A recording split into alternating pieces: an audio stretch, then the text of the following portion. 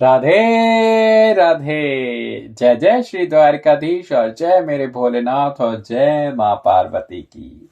आज आप समझ ही गए होंगे कि आज मैंने भोलानाथ और पार्वती जी का नाम क्यों याद किया, क्योंकि आज हम उनके विवाह महोत्सव का आनंद मनाने वाले हैं। आज हम वर्णन करने वाले हैं कि किस तरीके से सती जी ने हिमाचल जी के यहाँ पे पार्वती नाम से जन्म लिया और फिर महादेव जी का उनके साथ विवाह होना। तो ये तो है ही उत्सव की बात। आखिर आज हमारे भोलानाथ को सती जी एक बार फिर दोबारा पार्वती जी के रूप में मिलने जा रही हैं।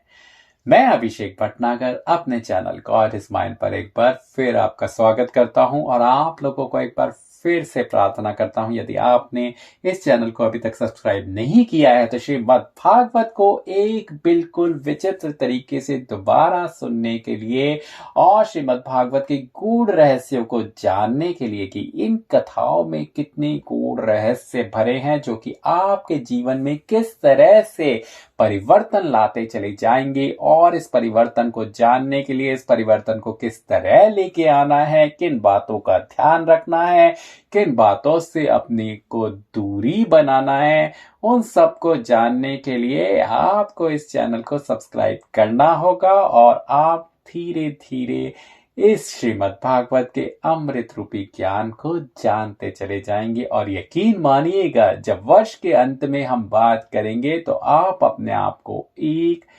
अच्छा और विनम्र, प्यारा और जिंदगी को की कठोरतम सारी क्रियाओं से आगे निकल जाने वाले व्यक्ति के रूप में पाएंगे।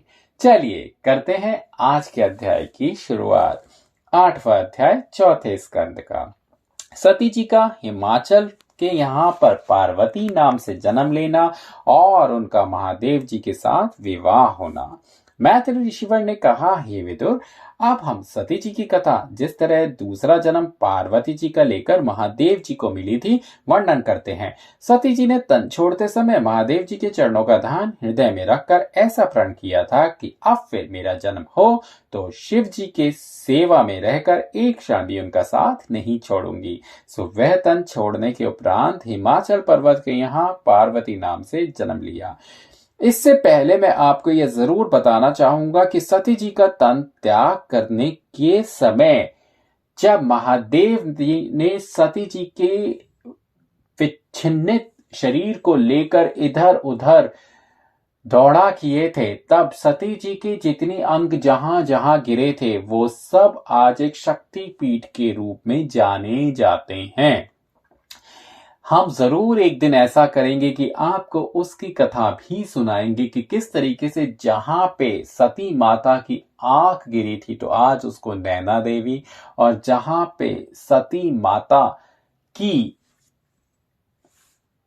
योनि गिरी थी उसको आज कामाख्या देवी तीर्थ के नाम से जाना जाता है।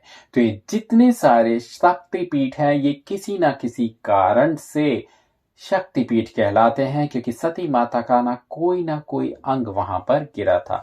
किसी दिन हम जरूर ऐसा करेंगे और आपको एक अध्याय उसके बारे में भी सुनाएंगे जो श्रीमद् भागवत में तो नहीं है, परंतु हम जरूर आपको आपके लिए उस अध्याय को पढ़ के और आपको बताएंगे कि ये सारे शक्तिपीठ कैसे आए हैं और किस तरह बने हैं। चलिए आगे बात करते हैं।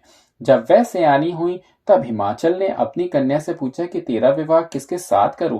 पार्वती जी को अपने पिछले जन्म का हाल याद था, इसलिए वे हिमाचल से बोली कि मेरा विवाह महादेव जी के साथ कर दो। उनसे कहा कि शिव जी सब देवताओं के मालिक हैं, मेरी कन्या को किस तरह अंगीकार करेंगे। तब पार्वती जी ने उत्तर दिया कि महादेव जी के सिवा दूसरे से तो मैं विवाह करूंगी नहीं। वह मुझे अंगीकार करें तो मेरे पति हों, नहीं तो मैं वन में जाकर तप करके अपना यह तन फिर छोड़ दूंगी।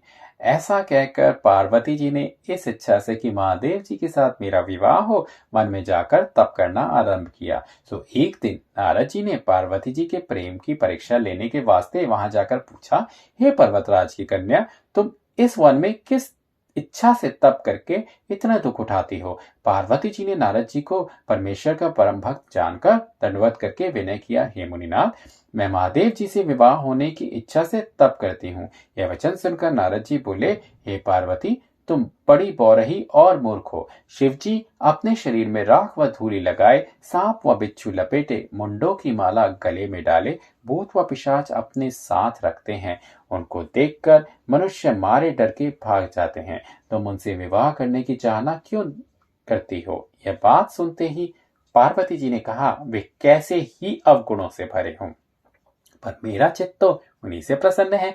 ऐसा सुनकर नारद जी बोले, हे पार्वती, इंद्र, गंधर्व, कुबेर, वरुण आदि अच्छे अच्छे देवताओं को तुम क्यों नहीं चाहती हो?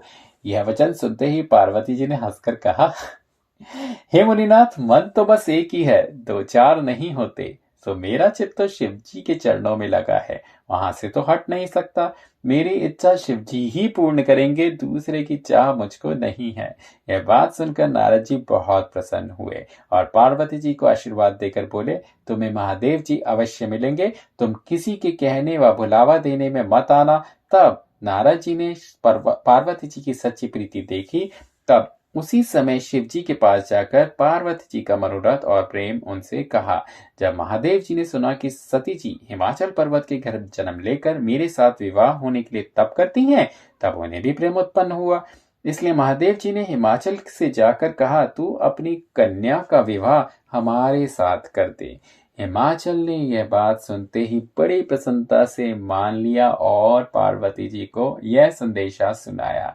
यह बात सुनते ही पार्वती जी बहुत प्रसन्न हुई और उसी समय हिमाचल ने पार्वती जी को वन से लाकर विधि पूर्वक शिव जी के साथ विवाह कर दिया और बहुत से रत्नादिक दहेज में देकर वर और कन्या को विदा किया। तब से पार्वती जी एक क्षण भी महादेव जी से अलग नहीं होती और उनकी अर्धांगिनी बनी रहती हैं। तो यहाँ पर समाप्त होती है आज की कथा। आज की कथा हमें क्या सिखाती है? आज की कथा हमें यह सिखाती है कि कहीं से कहीं तक भी हमको अपने बनाए गए उद्देश्य से विचलित नहीं होना चाहिए, क्योंकि वह उद्देश्य जो भी आपने निर्धारित किया है आपको एक दिन जरूर मिलेगा।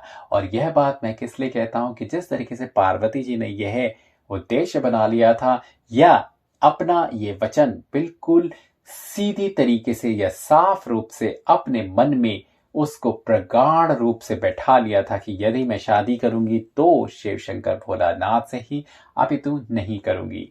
तो इसीलिए यदि आप भी अपने किसी बनाए हुए कार्य को या अपने उद्देश्य को पहले से ही निर्धारित कर लेते हैं तो एक दिन आप उसको जरूर पाएंगे, जिस तरह से पार्वती जी ने भोलानाथ को पाया था।